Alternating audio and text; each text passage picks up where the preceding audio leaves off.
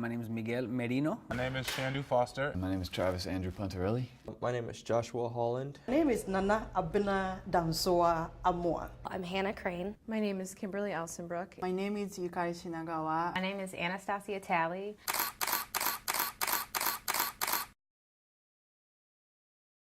It's like, yeah, I feel it. I hear what you're saying and I want to be part of that. And there's music for every culture that I've ever found. To find God had sent up his angel down.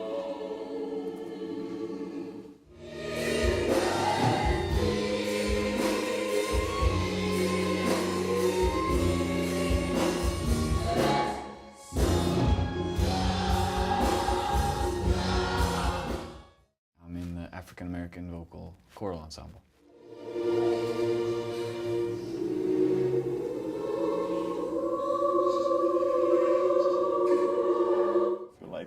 Wow, that's great. Being part of something like this is great.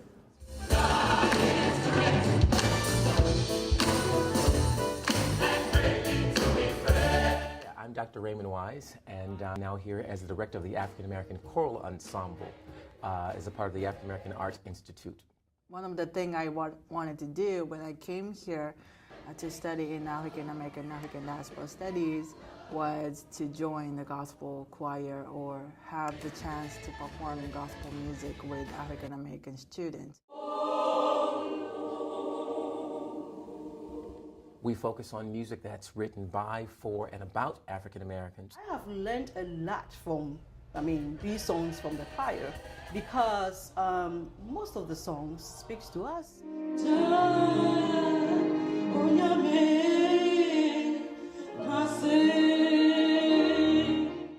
It's really all-encompassing when it comes to cultural immersion, exposure, as well as just sort of like breaking those barriers and what people perceive as one thing or another.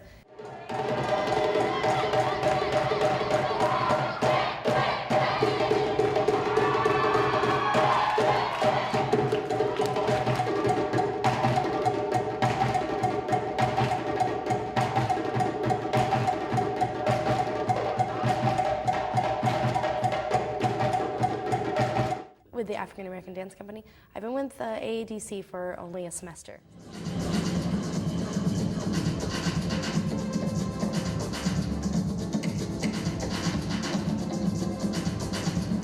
But this poem will not stop. This poem is long, cannot be short.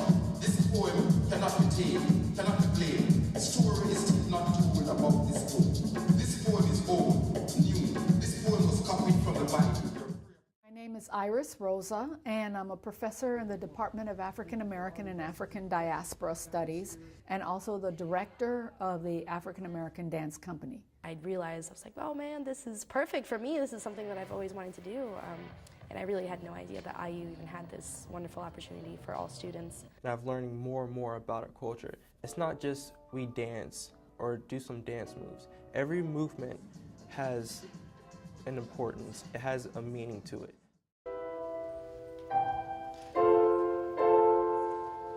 Our pieces speak to the human condition of people in the African diaspora. So you'll find movements from Africa, movements from the Caribbean, contemporary movement styles from America. It's a much more organic process of creating the choreography and putting these pieces together, which is a way that it's new to me, and that's really changed my perspective and outlook on dance in general and how to create performances. I love doing it. You know, my dad's a singer. He's actually alumni of here, of IU, and in the Soul Review too.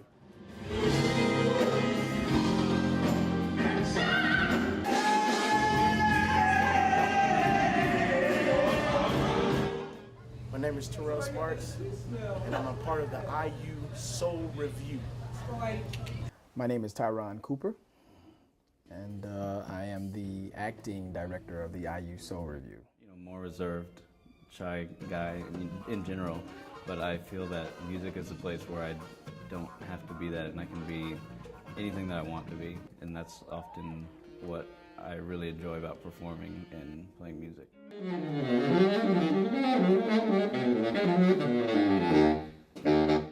Well, as director of the IU Soul Review, I try to facilitate its mission as an ensemble, which is that it is a performing ensemble that is dedicated to the preservation and performance of Black popular music post-1945 or World War II to the present.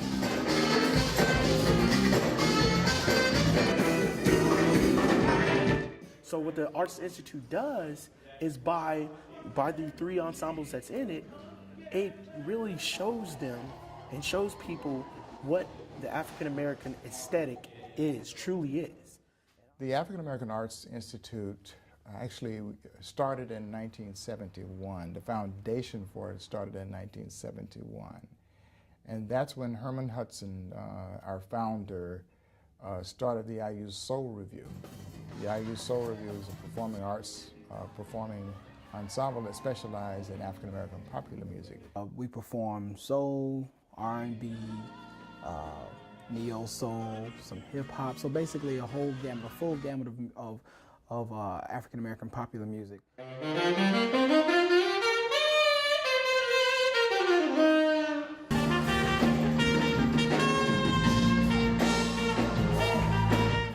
And later on, Herman Hudson decided, well, let's add a dance component because the IU Soul Review had dancers.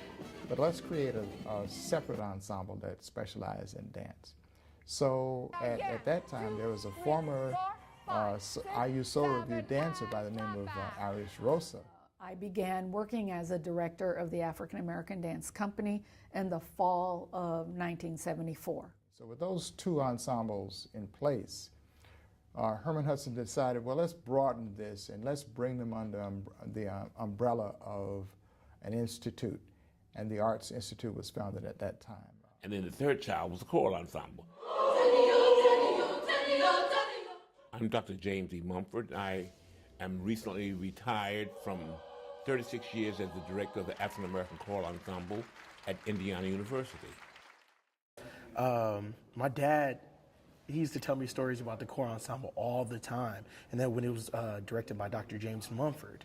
And so we're actually working with Dr. Mumford in the upcoming concert, and he's everything that he said he was. I got a Hebrew Daniel, I got a Hebrew sing, I got a Hebrew. Yes. You know, and I'm just like, man, he's doing the same thing, the same devices, the same, stories that my dad told me about Dr. Mumford. I'm experiencing it, 25 some odd years later. He's still the same person, so it's awesome. But yeah, the choral ensemble, it just gives me, like I said, another dimension, because I get to sing gospel music still.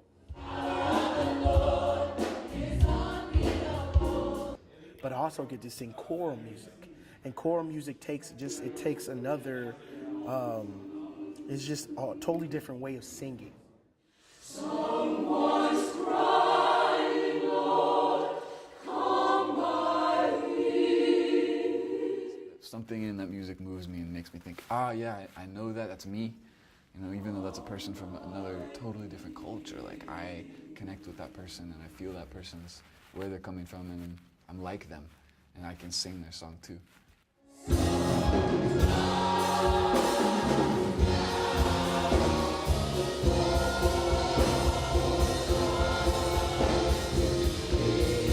Such an energy and a spirit to the music that everybody can relate to, not just African Americans, not just Caucasians, not just, it's for everybody.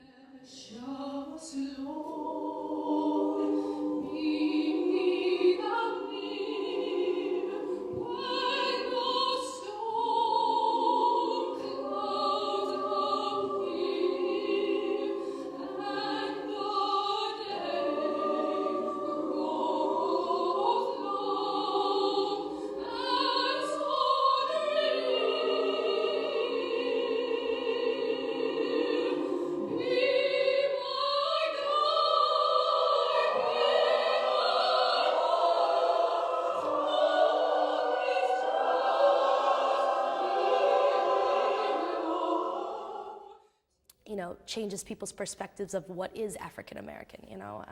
Just because my skin isn't black, does that mean that I, can't relate to these diasporas or portray these stories or somehow connect it to my own life? Whether you're black, yellow, red, whatever, it doesn't matter. But it teaches you another side of another culture besides your own. So little had been made of black choral music, that kind of, and black music in general, that it gave them an opportunity not only to hear it, but to be a part of the things that they were studying about. You are a culture bearer for African American music. That's the whole purpose of your being here. Everywhere I go, I'm gonna let it shine, let it shine, let it shine, let it shine. African American music has been foundational to American music. If you look back at how American music has developed, you can go back and find African American music connected to all of the music forms of America. The love that he shows is unconditional. The power of the Lord is unbeatable. It's really incredible that the African American Arts Institute is capable of doing that, exposing the whole Bloomington community to these arts that I can say personally I wouldn't be exposed to otherwise, a black perspective. With the classes, with the the dance company and the soul review and the choral ensemble, they're really teaching people about a culture that people don't really know a lot about.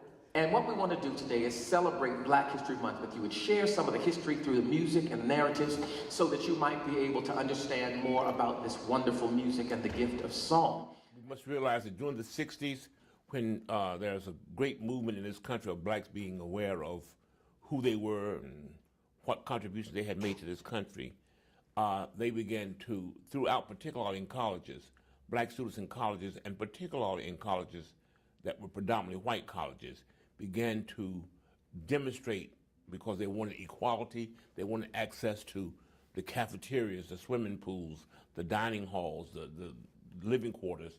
And so they began to go beyond those into things of, they wanted courses that had to do with their own lives and themselves, and they felt that how could they get an education without knowing about themselves.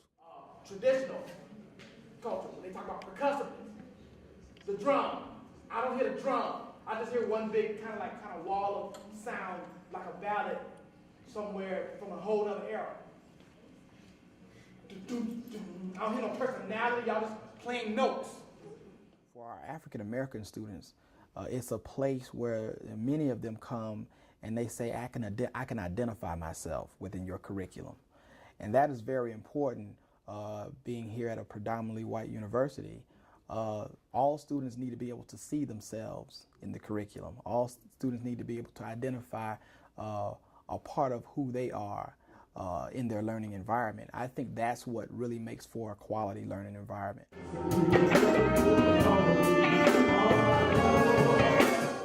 For so long, the voices that be, those people in charge of things, let's call it what it was, the whites in that particular time, were not very interested in any of these things that these young people were asking about. And so they were slow to act for reasons. They tried to reason with them first by asking them to discuss and talk about things, but when they couldn't do it, it really got the students in a dandruff. They just really got very upset, and they began to take over buildings, take over presidents and faculty members. You're not going out of here. I mean, you're going to hear us. And so they actually had to hear them.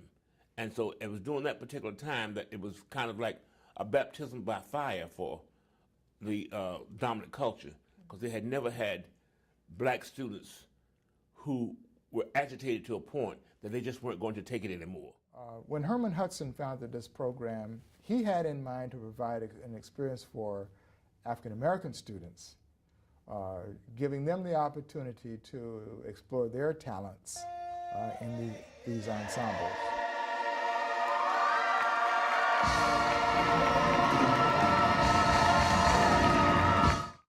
They always felt not good enough. So that was one of the first backlashes in my effort to make excellence a permanent kind of thing here.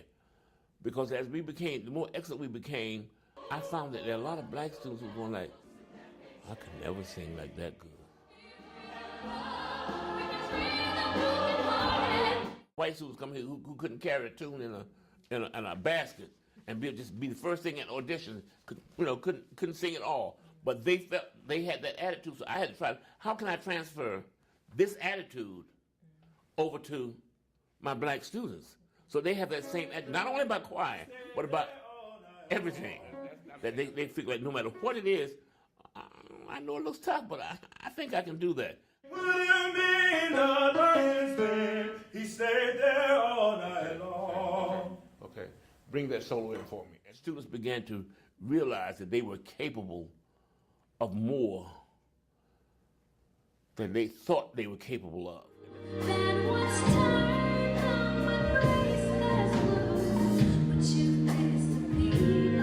And it caught on, so the black students, as a result, had somewhere to share their talents in music, where they felt at home and felt like they could be a part of the music making.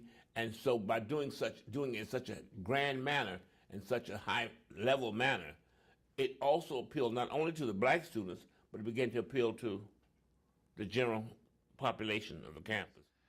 The songs that I like are the songs that move me, that make me feel something, And this is like the gospel music almost all the time. It did come from African Americans. You see what I'm saying? But it's not just for, because there's more things that can be gleaned from other cultures. So then we began to have more white people coming to our performances. And no matter how much those people in other areas who say like, well, that's ignorant music, that's negative music, they can't get into those people's minds that they enjoyed what they were coming to hear. So in spite of the fact that it was totally against it was really sort of anti-white music, whites came to it because it was good and they enjoyed it.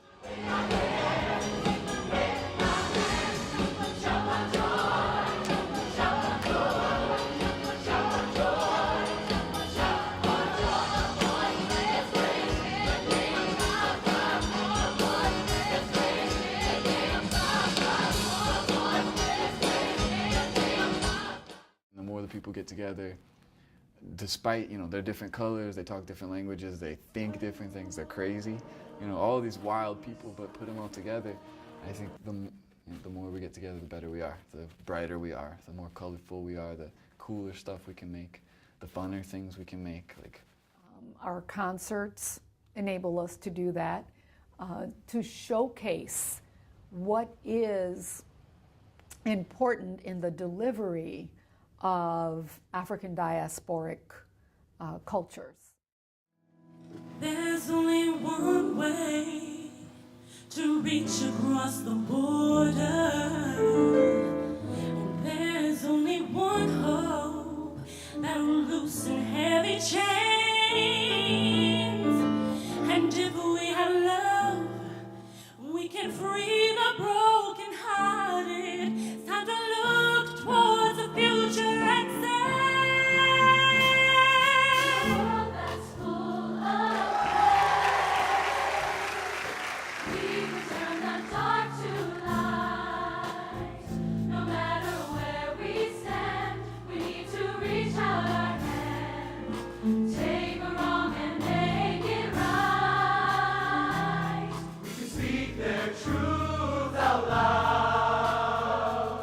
Gonna sing their song tonight. No matter where we live, we all have something to give. Gonna build a future that's bright. Greater than the spread of loneliness and poverty.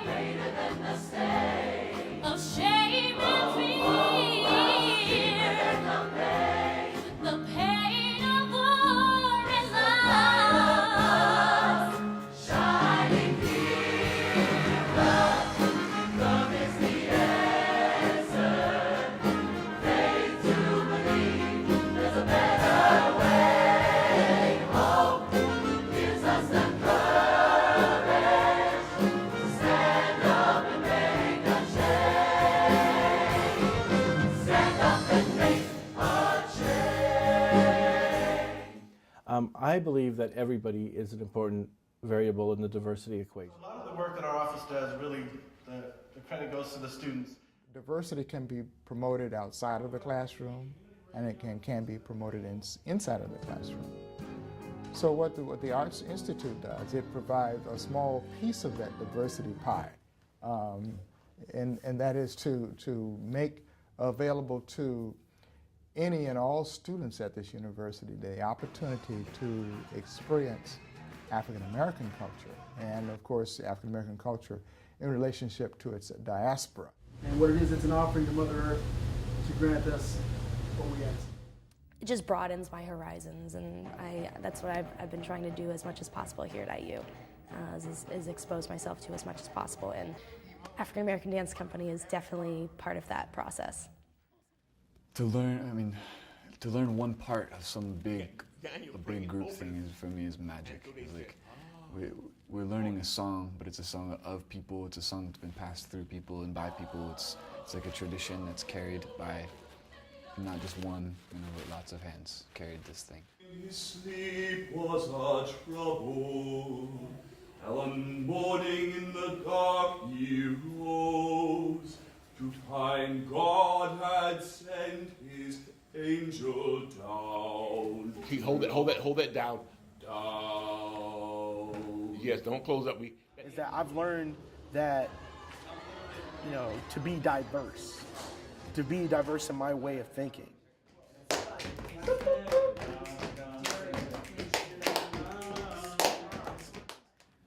I take the memories, I take the songs with me for sure. I'll remember the songs and be able to sing them next time I'm in a situation where people know the songs, which I hope is lots of places. I've gained a sense of culture, a sense of so many people being around me that are of different races and creeds and, backgrounds. I've gained knowledge. I've gained knowledge of how I've implemented some of the things that I'm learning in these ensembles, the discipline, the practice, the dedication, the hard work. But then also a social perspective. Majority of IU's campus is just a white, upper middle class campus.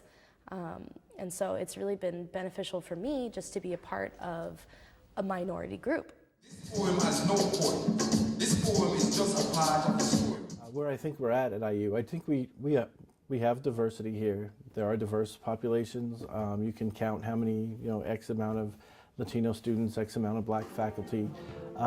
What I would hope would be a goal someday is to be a multicultural campus, where the diverse populations are so great that it affects the culture of the campus.